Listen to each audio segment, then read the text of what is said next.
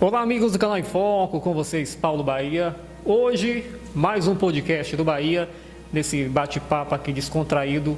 Hoje estamos aqui recebendo o nosso amigo Michel Sampaio, que hoje ele veio falar um pouco da sua nova tarefa, posso até dizer tarefa de vida, né, Michel? Perfeito, bem colocado. Que é o Michel Sampaio agora, que é terapeuta. Michel, boa noite, né, a você. Eu queria que você já começasse esse podcast, né, dando aí um alô para a galera. E o que é que as pessoas podem esperar do Michel hoje, né? Quem é o Michel hoje? Boa noite a todos os ouvintes, os telespectadores do canal Em Foco. É um prazer, meu amigo Paulo Bahia, certo? É um prazer muito grande estar aqui no seu canal, no seu podcast. Bom, Michel Sampaio, e hoje terapeuta, ele pode-se dizer que a terapia o escolheu, ele não escolheu a terapia.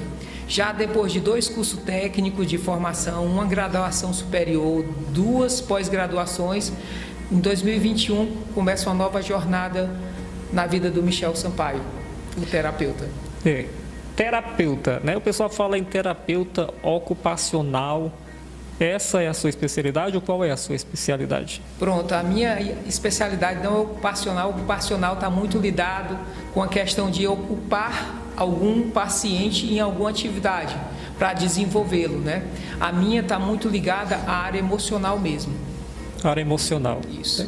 E a pergunta, né, que muita gente às vezes tem dúvidas, né? É como funciona esse processo, né? Quanto tempo dura?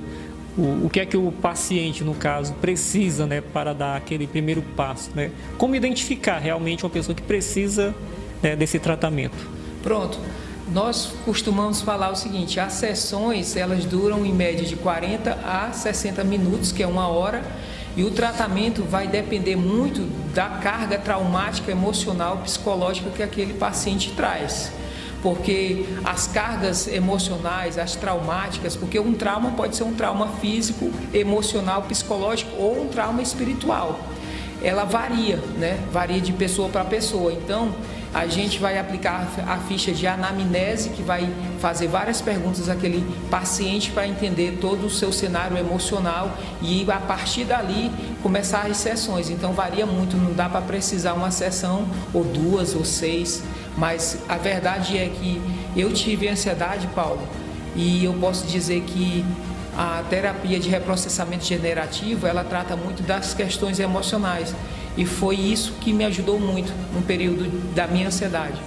Então, depende muito de cada paciente, né? Sim, sim. As cargas emocionais traumáticas variam de um paciente para paciente, né? Então, é impreciso dizer quanto tempo leva.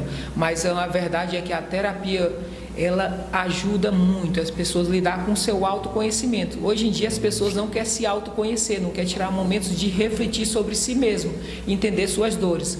E aí, quando o paciente começa um tratamento terapêutico, ele vai entender todas as suas cargas emocionais e buscar ali na terapia respostas, muitas vezes, que estão dentro dele, no seu próprio emocional.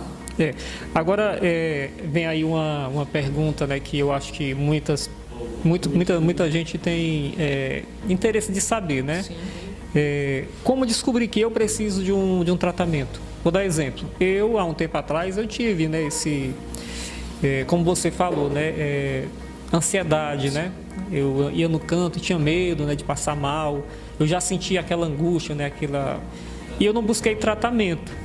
Até hoje eu não busquei tratamento, mas graças a Deus eu não tenho mais esse problema, né?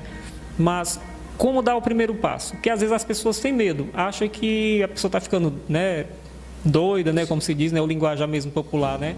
As pessoas têm medo de procurar, têm medo de ir ao médico, né? Qual a orientação que você dá? Pronto, o primeiro passo, a pessoa tem que identificar alguns gatilhos. Por exemplo, quando eu tive ansiedade, vou me citar como exemplo. Antes de eu ter ansiedade, eu tive um caso próximo, que foi dentro da minha família, na minha casa, e eu achava que era uma bobagem.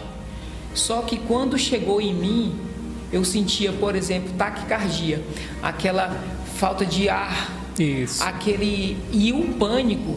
Eu lembro que quando eu ia para o trabalho, eu ia no ônibus da empresa, eu ia torcendo para sair de dentro logo, é como se estivesse claustrofóbico, ambiente fechado, né? E aí você sente, do nada você se vê com vontade de chorar, você se vê muitas vezes querendo se isolar das pessoas, né? Aí esses traumas, e a ansiedade se revela muitas vezes em pequenas coisas que você vai achando que é bobagem, até se acumularem, entendeu? Existe alguma diferença, tipo, da ansiedade e da depressão? Depressão ou faz parte de um conjunto? Pronto. A ansiedade, Paulo, ela está ligada com o excesso de preocupação com o futuro. Eu não vivi algo, mas eu me vejo naquele futuro pensando se vai dar certo, se não vai dar, se eu vou sofrer, se não vou sofrer, se vou conseguir, se eu não vou conseguir. A depressão já é uma sobrecarga muitas vezes do passado, que aí a pessoa acumulou tantas coisas, foi popularmente dizendo, pessoal, foi varrendo para debaixo do tapete, não foi resolvendo muitas questões emocionais, por exemplo, como se arrepender, pedir perdão de quem ela machucou, de quem foi machucado, sem chegar a um acordo, sem revelar suas dores, e ela se vê muitas vezes carregada de um passado. Então a ansiedade é preocupação excessiva com o futuro, e a depressão é um estado de preocupação do passado. E a síndrome do pânico é o quê? Faz parte da depressão ou faz parte da ansiedade? Ou é outro problema que você... Na verdade, a síndrome do pânico, ela está muito ligada com aquilo que você adquire no momento. Então, ela está muito ligada com a ansiedade. Porque a ansiedade é algo de estado de momento, né? A depressão, mais uma vez falando, é estado de passado. Então, a síndrome do pânico está muito ligado com um trauma que foi ali armazenado no subconsciente daquela pessoa. Vou dar um exemplo. Imagine que alguém estava passando numa rua deserta, escura e foi assaltado. Automaticamente, aquele evento traumático vai ficar armazenado no subconsciente da pessoa, que todas as vezes que essa pessoa for passar numa rua escura, a primeira coisa que o cérebro traz é a memória daquele evento traumático, a fim de que a pessoa evite aquele local. E então isso é um reflexo de uma síndrome que vai causar pânico, entende? É legal isso aí, né? Porque às vezes a gente tem essas emoções, né? Esses probleminhas que a gente pode dizer e não buscar o tratamento. Agora, você falando, a gente começa a entender. Então, assim, é muito importante, né? As pessoas que estão assistindo aqui nosso vídeo, que tem, né? Que passou por esses problemas, assim como eu passei, né? Essa questão da ansiedade, eu acho que eu tive isso, né? Sim. Só falei, não busquei tratamento, né? Que eu acho que a gente deve, né, buscar, né, o acompanhamento. E eu queria que as pessoas, né, dessem muita atenção nesse vídeo e acompanhassem, né, o trabalho que o Michel ele está disposto, né, a desempenhar aqui no Eusébio, né, ajudando pessoas também, né. Para quem não sabe, o Michel também ele faz parte da CN, né, Eusébio, né. Comunidade das Nações. Isso é muito importante também, né, as pessoas às vezes acham que não, mas você está em um lugar onde tem Deus, né, que ajuda muito, né. Eu, né, como falei, eu não busquei um tratamento, né, de profissional, porque eu acho que eu tinha um pouquinho de vergonha, né, que dá, né, mas a igreja, ela ajudou muito, pelo menos comigo. Na verdade, eu vou até pegar esse seu gancho. A parte de fé, gente, ajuda bastante. Por quê? Porque é ali onde você ganha um ambiente de esperança. Eu costumo dizer uma frase que é o seguinte: tira a esperança de um ser humano e você o mata. Por quê? Porque um ser humano sem esperança de um nada, de algo acontecer, ele não se vê sentido na vida. Então, quando alguém, infelizmente, chega a tirar sua própria vida, primeiro que ele quer se livrar daquela dor. E porque não tem mais uma esperança, a mente dele não enxerga que o sol vai raiar novamente. Ele não enxerga a esperança em si, entende? Entendi. Michel, o que é padrão de repetição? As pessoas falam muito, né, sobre isso. O que é? Pronto, o padrão de repetição, eu vivi isso. Vou dar eu como exemplo. Eu tive ansiedade, mas minha filha também teve. Ela teve antes de mim e eu achava que era uma bobagem. Isso no meu tempo de ignorância, de conhecimento. Hoje eu defendo que, independente de qualquer coisa, a terapia é fundamental para toda pessoa. Para quê? Pelas questões mentais, certo? E havia um certo preconceito, hoje não. Você entende que é algo necessário. Padrão de repetição é quando eu repito algo, reproduzo algo, voluntário ou involuntariamente. Por exemplo, o meu pai me abandonou, fui abandonado pelo meu pai. Quando a minha filha teve ansiedade, a terapeuta me chamou, que cuidou dela na época, e disse assim: olha, sua filha está sentindo sua falta. eu estava presente em casa, mas a minha filha não se sentia emocionalmente com a minha presença em casa. E eu vivi o abandono físico do meu pai, então eu estava repetindo com a minha filha um padrão. É evidente que nem todo abusado vira um abusador, mas padrões de repetições é quando eu repito algo voluntariamente ou involuntariamente. Entendi. É bom, né, a gente saber, né, sobre isso, como funciona. Como falei, né, tem muita gente que pensa diferente, né? Tem muita gente que não consegue entender essas coisas, né? Como eu, mais uma vez falar, eu não entendia o que era que eu tinha. Eu achava que eu estava com problema, mas não busquei o tratamento. Mas eu não sabia se eu tinha ansiedade, se era depressão, se era síndrome do pânico. Eu não tive essa certeza do que era que eu tinha, né? Graças a Deus, hoje eu estou bem, eu estou tranquilo, né? Eu posso dizer que pela sua fala, Paulo, você teve um conjunto de sintomas. A ansiedade é como se fosse o tronco de uma árvore e suas raízes são os sintomas, entende? Entendi. Então, a pessoa quando está com ansiedade sente isso e outras coisas, porque pode variar de pessoa para pessoa, como se fossem os ramos daquele tronco, aquelas raízes. É insegurança, é medo, é estresse e por aí vai. Pronto, então pronto. Já estou, né, diagnosticado, né? Então, quero aqui, Michel, já te agradecer, né, por esse bate-papo. É muito importante a gente falar, né, sobre saúde. A pessoa pensa que a saúde, né, mental da gente é importante, né? O corpo, né, faz parte.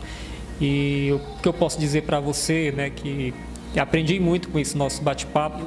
E aquelas pessoas, né, que queiram a ajuda, né, do Michel, como conseguir entrar em contato com o Michel? Pronto, pessoal.